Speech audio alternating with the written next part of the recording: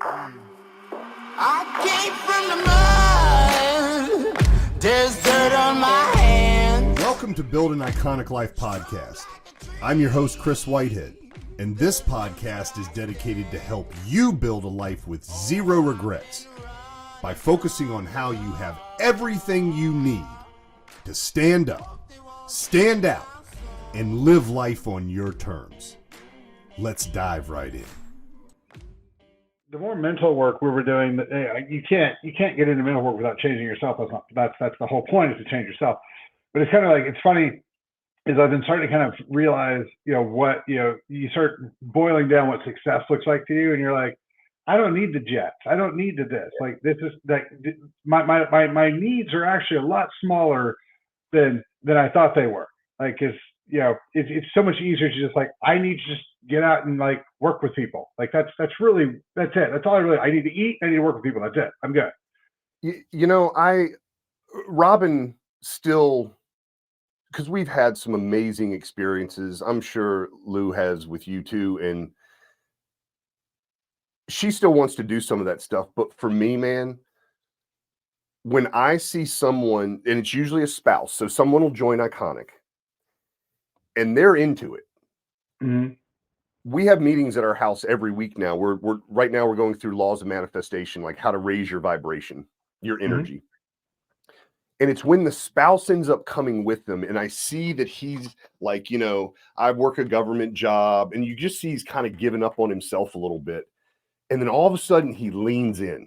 And I can tell every time when they do it, because they'll start asking the right kinds of questions, or they won't give one sentence answers anymore. They expand because they feel comfortable. And dude, it makes all the hair on my body stand up. I'm like, this is why we do what we do. Because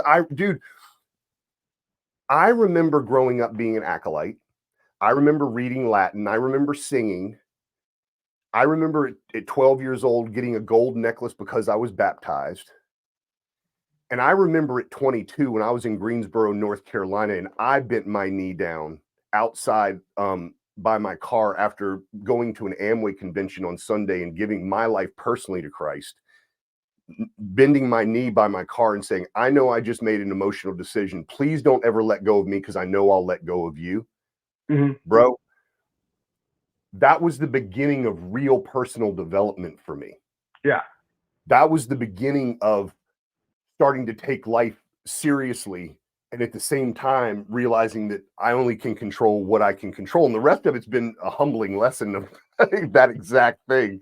Yeah, no, to watch other people come into that, for that flame, to watch other people, and you see it spark and burst, and that's why when you and I get together and we talk, it's just the energy of that kind of thing going on. It's like, I just want more people around me like that, and if I have that for the rest of my life, dude, I am rich. I'm beyond anything. Yeah. And I think that's one of the things, like when we do gratitude to people, it's funny because people start coming back in. And I had a guy that he was working on it for a while, and he comes back and he's like, what's weird?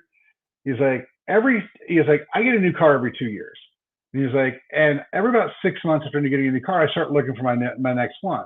And he's like, and I've been designing this house in my head for the last couple of years. And he's like, because he'd been doing gratitude for, I don't know, like not even 2 months. And he's like, what's weird?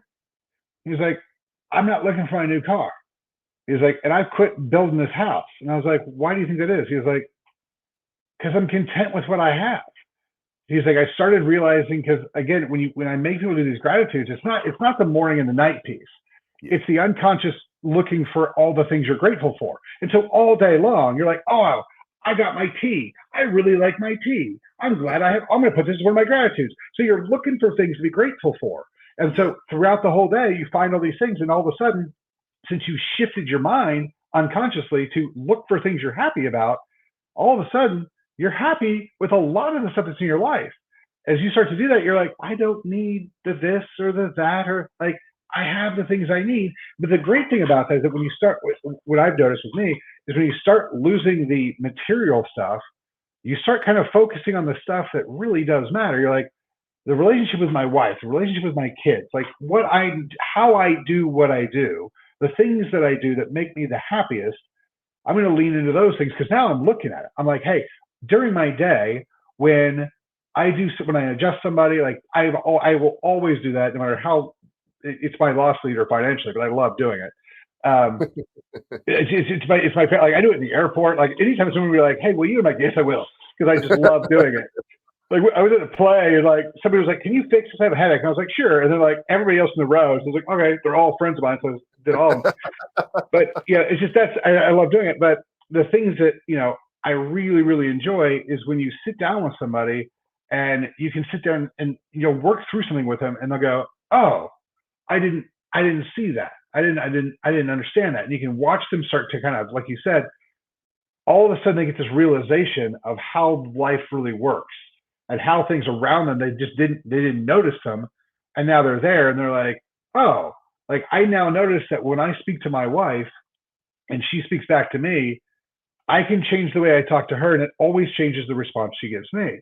So if you learn how to change yourself and your actions, all of a sudden everything around you now, again, from the ripple effect, shifts as well.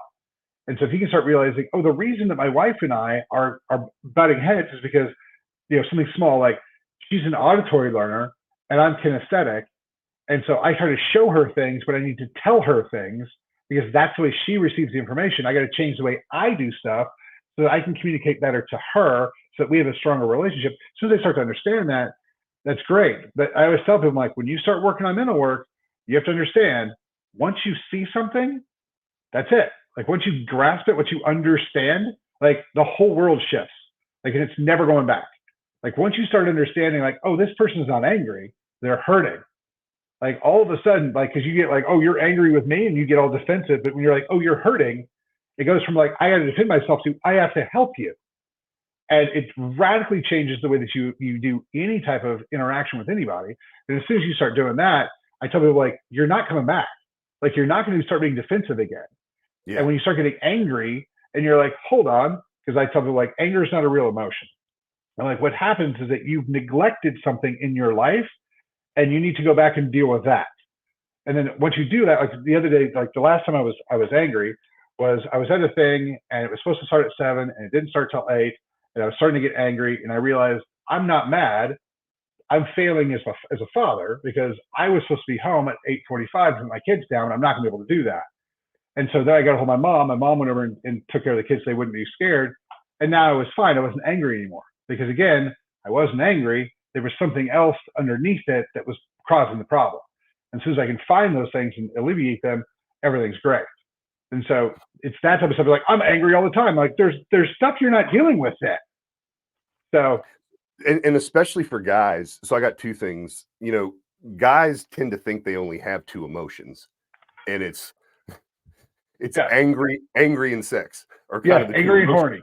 Yeah, right. That's it.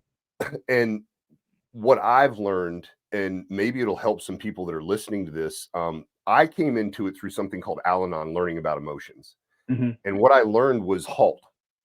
Hungry, angry, lonely, tired. These are not the times that you go communicate with your significant other or anybody that you actually care about, but you have to be self-aware enough, and that's what you're talking about. Yeah. And when you speak about the gratitude, I remember listening to an audiobook, and it said, people want things, but the truth is you don't want the thing. You want the way the thing makes you feel. And that's why quite often when you buy the thing, within 2 months, you want a new thing. Yeah. Because you're chasing the feeling. And what you're getting to with gratitude is when you start feeling happy, because that's what people really want, is to be happy. Yeah. Joy is a different ballgame. Joy requires a different muscle workout. But when you start to focus on being happy, everything that you said, what really brings that long-term happiness around is kind of like, I remember asking a guy that worked out, I said, if I only had one day that I could work out, one exercise that I could do, what's the one exercise I should do? And he said, you should do squats. And he said, the reason being is that, number one, it works out most of the muscles in your body. And number two, you burn more calories repairing that muscle than any other muscle there because they're really, really large muscles. I believe when you start practicing the gratitude, what ends up happening is the superfluous stuff goes away because it doesn't give you the burn long enough. And you go, man, and I feel the exact same way with you. It's like, if I could have these guys happy, meaning the kids, and I could have Robin, and we have our home, and we have friends. Food? Dude, I don't care about the Porsche. I'll drive a truck for the rest of my life because I'm a big dude and I like being up high. And you know what? If it's a 1959 beater, or if it's this awesome, high country that I have, I wouldn't really give a damn. I'll make the beater look just as good. You know what I enjoy doing? On any given Sunday, 3 times a year, I will go out and wax my truck. Like I did when I was 15 and 16 on a Volkswagen Beetle, and I waxed it so hard, Matt, that it showed all the cracks in the paint because it was from the 1970s, But I was going to the prom, and I was going to be proud of the car that I had. Just doing simple things, working in the yard. We have people that do that stuff a lot of times, but just going and mowing the grass, just going and showing my family. And that's the other thing, your kids are getting to a place where they are watching you like this. Yeah. And I'm aware, like Robin came up to me one time and she goes, "Chris, look on the counter." And I said, "What?" She goes, "Look at your keys." I said, "I see them in your wallet." I said, "I see them." She goes, "Look what's right beside them. Jonah's keys, Jonah's wallet." She goes, "Look down below. There's my backpack. Whose backpack is right next to mine?" Yeah. And that's when I started realizing, even though there's not a whole lot of verbal confirmation, there's a whole lot of I'm seeing who I'm supposed to be. That makes me want to be a better person, man. Well, and I think that's the thing that people miss. There's 2 parts of this. I think that people, they don't recognize that they're the example for other people and for their children, stuff like that. And so they don't push it in on themselves. And the worst one is that they do, and they fail. They crumble. They're like, "Oh, I'm supposed to be what everybody looks at." And they're like, "I'm not worthy of that." And they imposter syndrome comes up, and they collapse in on themselves.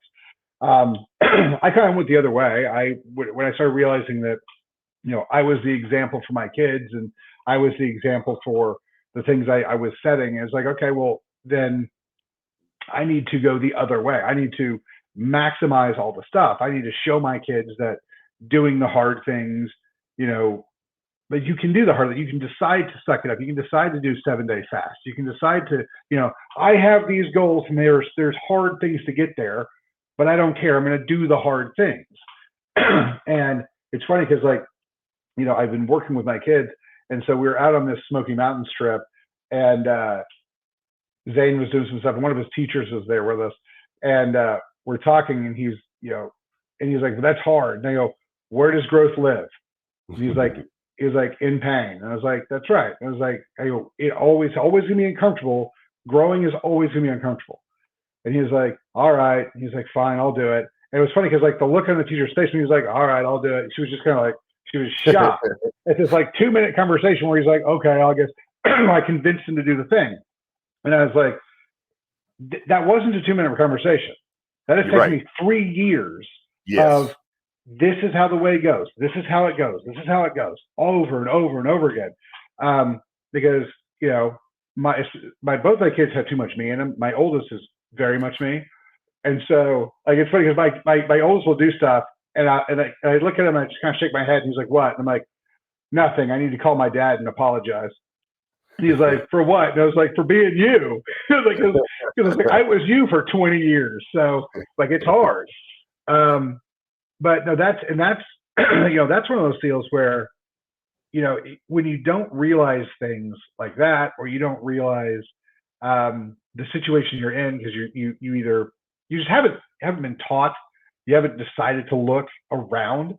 That's where you start seeing a lot of these issues where things just all of a sudden smack you in the face. I make the comment to people all the time. If you watch couples who are okay but not great, and all of a sudden she starts getting in shape, they're about to get divorced. Because women are like cats. They think things through. She will get in shape before she cuts it off. And then all of a sudden, like, I get guys in here all the time who are like, "Yeah," I'm like, "So what's motivating you to get healthy and get in shape and all these things?" And they're like, "Well, I'm going through a divorce."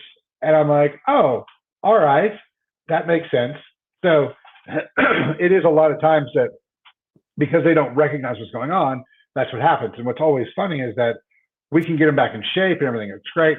But as we start working on the mental work and they start recognizing that they don't communicate with other people outside of their vertical very well, or, they're not doing their part to be in a relationship or in a team, and they start realizing how easy it is for them to do that. It's always kind of interesting because you deal with this like, oh, like you can tell every once in a while it clicks and they're like, oh, this type of stuff led to why my relationship fell apart. Well, it's the impetus of, I mean, you reached out to me, I don't know, 2-3 weeks ago. Yep. And and you were like, hey man, we need to have this conversation. And anytime you reach out to me and say we need to have a conversation, hell yeah, I'm for it, man.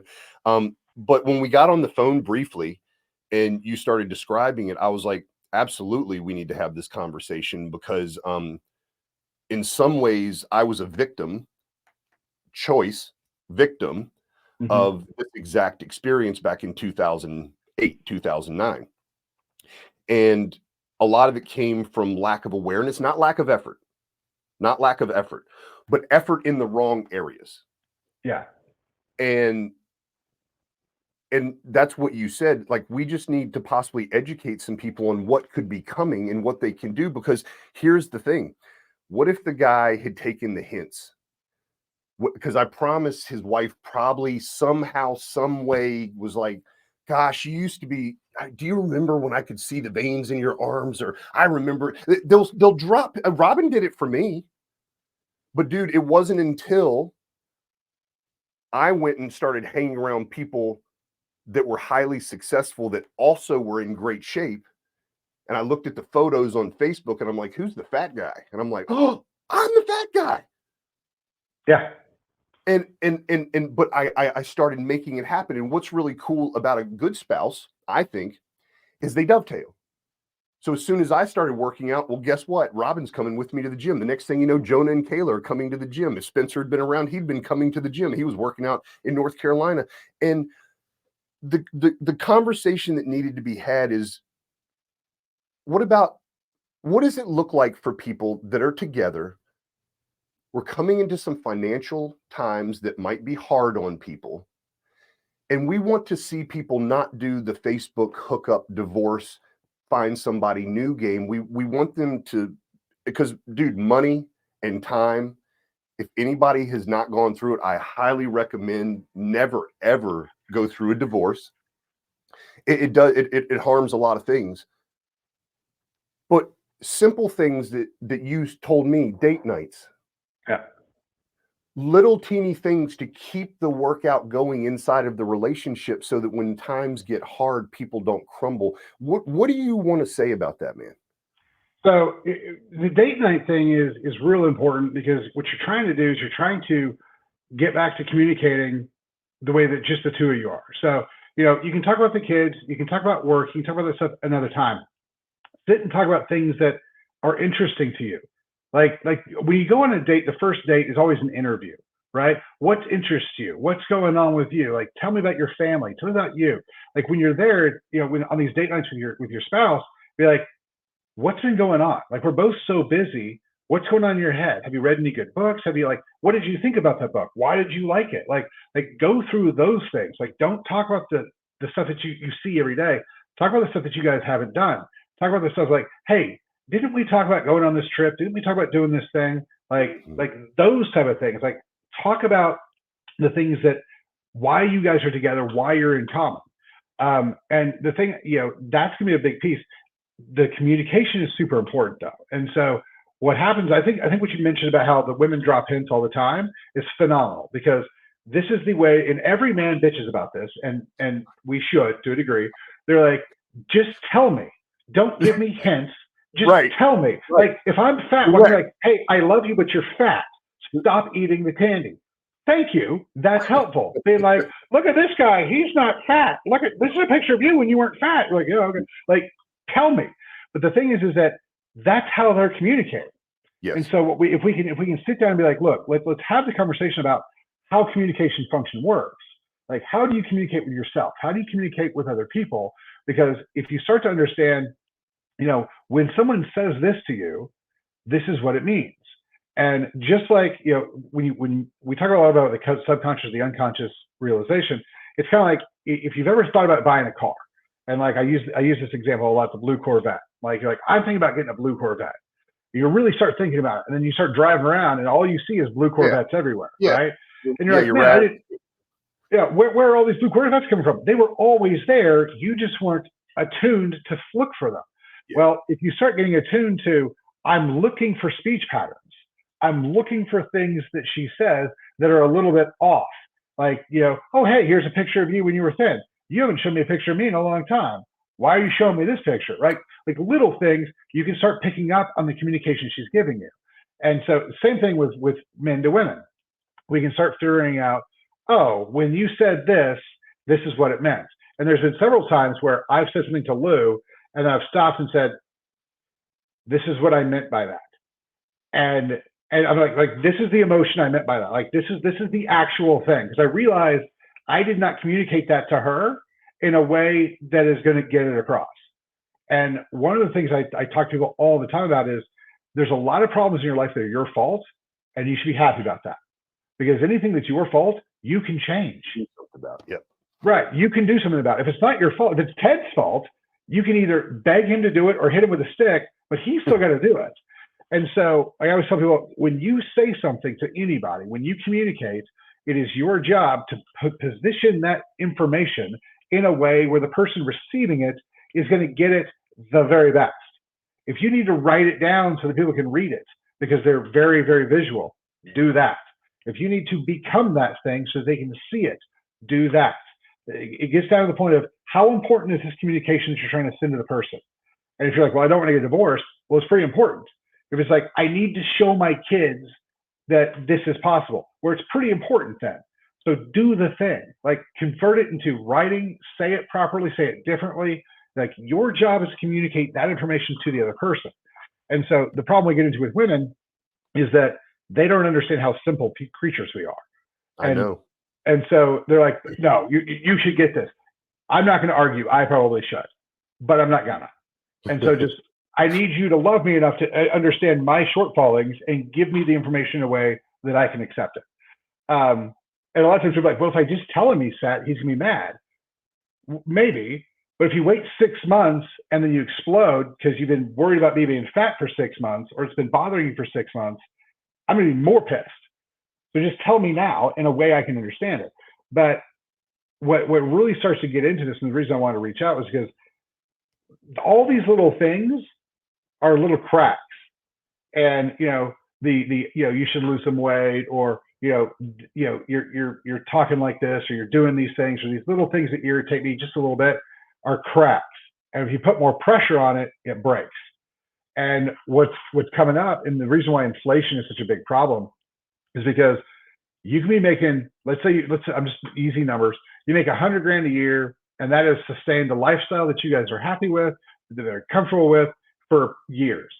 Well, if now everything is 10 or 15% more expensive, and I mean everything, like our HOA dues have gone up, like cables, like every single cost you have comes up just a little bit, right? It's like, well, what's $1 on eggs? Well, they were 6, now they're 7. That's a pretty big increase in percentage. But all of a sudden, that $100,000 you're making, it's only got $80,000 of the buying power. Now you can't do the things you wanted. You can't have the things you wanted. You just added more pressure to this problem that has cracks in it. And if we don't start figuring out where are the cracks now, how do I solve the cracks now, it's going to collapse and it's going to crush. And I think we're going to see a lot of people have really bad things happen to them, because especially if it's like right now where inflation's starting to become a problem, money's getting tighter, then you go through a divorce and you got to sell all your stuff. And now you have a whole lot less. Neither one of you are going to be happier, because now you were choking out on not having enough income. Now you just lost half of it, half your assets, all that stuff. Now you're definitely underwater.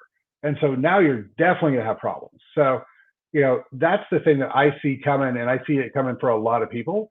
And so I was like, we need to start looking at this and be like, how can I start to understand that this is coming, and then shore up our houses to make sure that, we're ready for the storm. And just for clarity's sake, so I got divorced when I was 35, and I wasn't out of the water until I was 45. Yeah. That's how long it took me. Yeah, I lost a decade basically. Yeah. And I worked harder than I have ever. And I'm a hardworking dude, but I worked harder than I'd ever worked, and it still took me a decade to figure out how to get above water. And that makes this a really important conversation. Like, when you were speaking about communication, I'm very linear.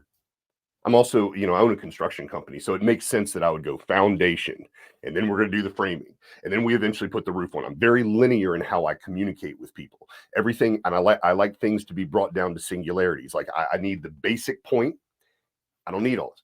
Robin is neurodivergent, so I'm not going to say that's ADD. I'm going to call it neurodivergent. She's like tap tap tap tap tap tap tap, and she'll ask 7 questions, and I'm lost. And most men are like this with women. Women like to walk through the meadow, and then when they come and they have a conversation, they're going to say, "Hey, I stopped at Sally's and her son ate that strawberry. We shouldn't eat those strawberries anymore." And then I went over here to Barbara's, and Barbara is going away on vacation next month. And the question was, for me, did you have a good day? 30 minutes later, I know every single thing she's done through the day. She's also asked me 4 questions, and like a guy, I go back into my cave and I go, what is the right answer to that one question? And then I get the answer to that question, and I get ready to respond. She has another question because she's in the meadow. Yeah. And learning how to not lose my mind has been the true experience with being a linear guy, because Robin is a very high energy person as well. But just educating yourself on the types of communication patterns, just realizing, dude, I can't tell you how many arguments I've started by saying something that I thought made perfect sense. It was as simple of a sentence as it could be, and it got taken like that way. And once it gets taken that way, it's very hard to go, my intention was, unless I catch it very, very quickly. But being, like you said, you can do the step back, like, this is what I actually meant. That's just having emotional intelligence. And that's where the hungry, angry, lonely, tired part comes in. You don't have as much emotional intelligence after a long day of work. So don't get into these super heavy ass conversations with people when you haven't had dinner yet. You just get home from work. And we went through all this training. Here's another thing for the guys, gentlemen. There's a story about a man who tapped a tree before he went into his home. And his wife saw him tap the tree for 20 years. And she finally got the courage to ask him one day, why do you tap the tree before you walk in the door? And he said, when I tap the tree, I let all of my day's worries go into that tree. When I'm home, I'm home. And for me, brother, what I had to learn how to do was, when I get home, I need 5 to 20 minutes of Chris time on an iPad, staring at our pool, looking at a tree. It doesn't matter what it is. Yeah. But I need that time so that I can take the warrior armor off of battle all day long and love on these people that I'm protecting, not get pissed at them for, oh, must be nice that you have this kind of day. It's reactionary stuff. Yeah. And if men will just take the time to take that armor off one way or another, they're going to find that women pick up on energy a lot quicker than men do. Yep. And a lot of times we're bringing the smoke of battle home with us, and they're like, that doesn't belong in this household. And we're like, what is your problem? That's the beginning of the fight. Yep. Well, so Dr. D'Onofrio, one of the neurologists that I learned from for years, his thing was, his relationship advice from a neurologic standpoint. And this kind of goes back, have you ever heard the expression that men's brains are like waffles? We have lots of little boxes. Oh, okay. This is a great one. So like, men's brains are like waffles. We have lots of little boxes. And the way we work is we open a box and we deal with it. And if we have to do this box over here, we have to close this box, go over here, open this box, and work on this one. Women's brains are like spaghetti. It's all tied together. And so one thought can tie to this one. And that's why, like, when men listen to women talk, you're like, how did we go from the strawberries to the vacation? Like, how did all this stuff work? And so what he said was, he goes, what you need to do is exactly what you said. He was like, women need to understand that this is how when they come home has to work. When the man comes home from work, he's battle worn. He's been out in the storm, like things we kicked him in the teeth all day. Not to say she hasn't, but that's how we work. Give us 20, 30 minutes where we watch TV, we stare at a wall, we do whatever it is we do. But for 30 minutes, we got that 30 minutes to just kind of like close the box and open the I'm at home box. And he's like, now here's the thing. He goes, guys, he's like, if you want that 30 minutes, you got to pay for it. And the way you pay for it is that when your 30 minutes is over, you sit down and you look at her and you say, you put your phone away. You're not looking at your phone and talking. You put your phone away and you stare at her and you give her your attention. And you say, tell me, like, you've got your 20, 30 minutes. Tell me about your day. And he's like, and you just sit there and you shut your mouth and you let her just word vomit on you everything that's happened in that entire day. And he's like, and you better pay attention because there will be a quiz later. Yeah. He's like, but he's like, just let her go. He's like, and she will finally get to a point where there's 20 or 30 minutes in, she goes, ah, and you know you're done. He's like, she needs that just like you need your 20, 30 minutes of nothing. He's like, so if you guys can do that, and he's like, it will greatly affect the rest of your day. And the thing is that you also have to understand most of the things the women are telling you, they're just trying to process and get out. Yes. They don't need a solution for. Yes. And so, like, again, you got to work on communication with your spouse. And what Lou and I do, and Lou's a little bit different because she's very, very good at this. When she tells me something, if I can't tell, I'll ask her. I'll be like, are you telling me this or do you need a solution to this? And she's like, I guess I'm just kind of telling you. I'm like, cool, like, fantastic. And I can let it go. Because there's a lot of things where she's like, oh, like she tells me about the kids and I care about my kids, but all the little social interactions where like, well, Sally said this and Sally was like this. And then Tim, like, they're 9. Like, they won't remember tomorrow either. So I don't need to remember tomorrow either. But it's important to her. And so she'll tell me, and I'm like, do I need to do anything about this? And she's like, no. I'm like, cool, thanks. So like, sometimes she'll start and like, hold on. I need to know how I need to hear this. Are we looking for a solution for this? Or is this information I need to have? And she's like, it's just information you need to have. I'm like, all right, cool. Tell me. Because if it's like, because I will listen differently. If she's like, at the end of this, I'm going to need a solution to this problem. Now I'm thinking different. I'm like, okay, I got to identify the problems. I got to identify possible solution. Like, as you're talking, I got to do this. But if you're just telling me what Susie said today, cool. I'll just take it and just kind of put it in the back burner of something that happened today. So again, that type of communication, it doesn't mean that, you know, she's better or worse or me, or like, it's just like being able to ask her, because it doesn't mean that the information is any less valuable. I just need to know, which box am I putting this in, sweetie? Like, I need to open one of my 2 boxes. Is it the listen to you box and like take the information in and remember it? Or is it the, I need a solution to this at the end of the problem. So which one do I open? And if you take this, what I found is if you come to them and go, look, my brain, and there's a lot of research into this, that women's brains are a little bit more sophisticated than men's, depending on how you look at it. Like, look, I got my waffle bot brain. I need you to help me with something. When you start telling me something, either tell me you need a solution at the beginning, or tell me that this is just for information I should have. Or if I need to ask you that, don't be mad, because I'm trying to increase our communication. And when we do that with people, like I've had guys do that with their wives, and they come back and they're like, it's made a lot of difference. Because again, as guys, just like you said, like they'll ask a question and we'll start working on the solution to that, the answer to that question. And we miss the other 10 seconds of the second question, neither of which needed to be answered. But we missed the next piece of the question because we were trying to work on a problem that she just gave us, right? Because we misunderstood the communication. Right. This is I have to vent, I need to get this out, not you need to solve this problem. Yep. So, you know, what I always tell, one of the things I tell my guys is that I'm like, who's in your circle? And this is why forming your circle is so important. Because you've got to form a circle. I don't care if they're your next door neighbor or they live in, you know, across the planet, but find your circle. And the things that I think the guys need to start doing is that we need to get together with our circle, but we need to talk about our problems and our emotions, but not the way women do, the way guys do. Like, hey, look, here's the problem I have. Solve it. So you trust your circle to, one, keep your shit private, but two, help you figure out solutions to your problems. Because like some of these things, because the way you're looking at it, you're like, this is impassable. Like, I don't understand this. I can't get through this. But somebody looks at it from this direction and they go, oh, I can see, I see a solution for you that you don't see. oh, okay, cool, thanks.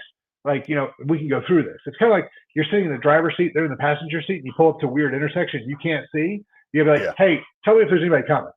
Right? Yeah. Same idea, right? They just have a different vantage point on the same problem, or they've gone through it and they fix it, and it took them 5 years. And they're like, oh, after 5 years of dealing with that problem, this is the solution I came up with. You're like, that would have been a whole lot more helpful had someone told me, not made me go through the 5 years of figuring out myself. Right. So that's one of the things. It's like, especially with these marriage things, we don't do that anymore. Like, men used to have Rotary. They'd have their group of friends. They go and they sit, they talk to, because there wasn't TV, there wasn't cell phones. So we were all sitting together, but we're on all our phones. So that would be the thing I would tell people is probably the most beneficial is, who's in your circle? Like, and this is why you got to trim and prune your circle. So you've got 8 to 10 guys who you're really close with, and you can be like, hey, here's my thing. Here's what's going on. How, do you guys see any kinks in this where we can fix it, where we can take it apart and put it back together? That's probably one of the more important things that we should do, because again, you can't fix all your problems yourself because you can't see all the angles. It's one of the things that became a natural outcropping with Iconic. That we have a men's group that gets together, and you get 5 minutes. Tell me about the birth, not about the labor. You have 5 minutes, get it out. Yeah. And then our job is to help each other, and anyone in the room is qualified based on what they know. Another thing that I learned, and this might help some of the guys out, especially when you need to open up the one box in the waffle bot brain that's just listening. You have a container and it has an empty bottom to it. And your job is just to hold that container and listen. You're not supposed to solve it. That container doesn't get full, because that's what men start to get pissed is they're like, all right, this is getting heavy and you're not slowing down anytime soon. And you gave the most amazing advice. I so love the way you put that. You've had your 20 or 30 minutes. Now the price that you pay for that is go offer her, because she needs it as well. Go offer her the same thing, and be an active listener, and don't take it so damn personally, because you're absolutely right.